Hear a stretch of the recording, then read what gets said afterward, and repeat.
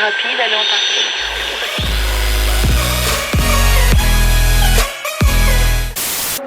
Hello and welcome to Who Is Best, a show where I, Lo Claudine, take games that give you choices and rate those choices in a tier list. Persona 3 hardly gets the recognition it deserves. This game changed RPGs as we know it. Much like the Dark Souls series that have spawned Souls-like games, you are now seeing many Persona-like games popping up in the market as well. The mixture of social sim and dungeon crawler was truly an innovative idea that really caught on after the release of Persona 4, but you would be remiss to skip this flawed gem. And that is exactly why we're here. Persona 3 may have introduced a lot of what made this series amazing, but it also included some questionable features. The largest of which is the inability to control party members. The AI in this game isn't the worst, but it ain't pretty either. There are tactics you can assign to each character that changes their determined action slightly, but overall, it can be quite a mess. Also, there are 3 versions of this game: the original Persona 3, Persona 3 Portable, and Persona 3 FES. These updates tried to fix some of the flaws and succeeded in some, but overall the battle system and its AI didn't change too much, so I'm not going to differentiate between the titles. Also, stick around to the end to hear the best late game team. Now with all that out of the way, let's get started with the tier. Shinjiro is a strong character that lacks much when it comes to performance, but all of this pales in comparison to the fact that you can't access him for the second half of the game. He's in and out of the party pretty quick, making him the worst endgame character.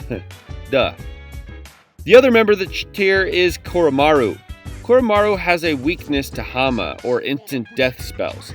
This is not good, at all. His only decent stat is agility, but funny enough, he's almost built like a mage minus the useful stats.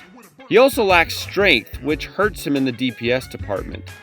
Overall, he's an unfocused and terrible character.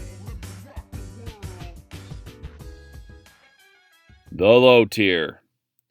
First up on the low tier is Ken. Ken would be in the tier if it wasn't for his passive Spearmaster ability and his late game healing ability. But there still isn't much here. Ken has the opposite weakness of Koromaru to 2 Mudo instant death spells. An unfocused skill pool coupled with mediocre stats land him here in the low tier. The final member of the low tier is Junpei. Junpei is the victim of poor scaling. His poor magic stat and the lack of endgame heavy attacks like God Hand really hurt him. He does have Marakukakaja. He does have Marukakaja.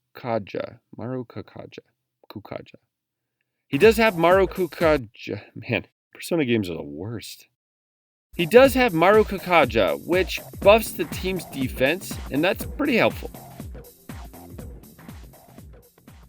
The mid-tier.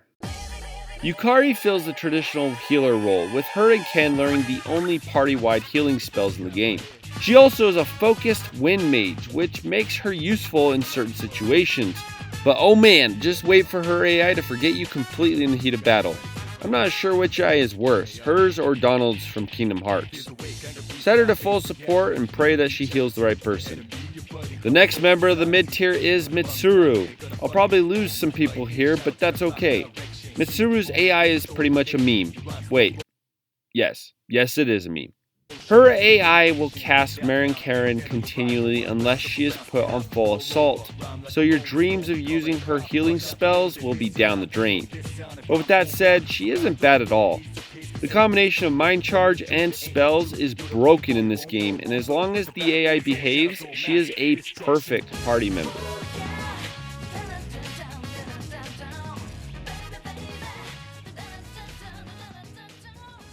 The top tier. The top tier. Okay, so I wasn't sure about adding the MC into this list. I've done it in the past with my Persona 5 and Persona 4 lists, but seeing as the P3 MC has all the perks of a Persona MC, along with being the only controllable party member as well, makes it really a no-brainer where to put him. So that means that the top tier holds only a single member and is one of the best Persona characters of all time, Aegis. Aegis may have ended up in the God tier if it wasn't for the fact that she's one of the last characters you pick up, and she really only becomes super useful in the end game. But man, when she picks up God Hand, Dire Hand, and all of her buffs, she becomes dangerous and equal to the best party member in the game. But how could she not? Seriously, Aegis is awesome. The God tier. The final member of the list and single member of the God tier is Akihiko. Akihiko beat Aegis out of the God tier because he is useful throughout the entire game. Amazing debuffs along with lightning elemental magic and secondary healing spells as well as the best physical skills make him just as good as her in the end game. But again, pretty much from when you get him all the way to the end game. That seems like a God tier candidate to me. Okay, as for the optimal team, here it is. You're going to want Aegis, Mitsuru, and Akihiko on Assault.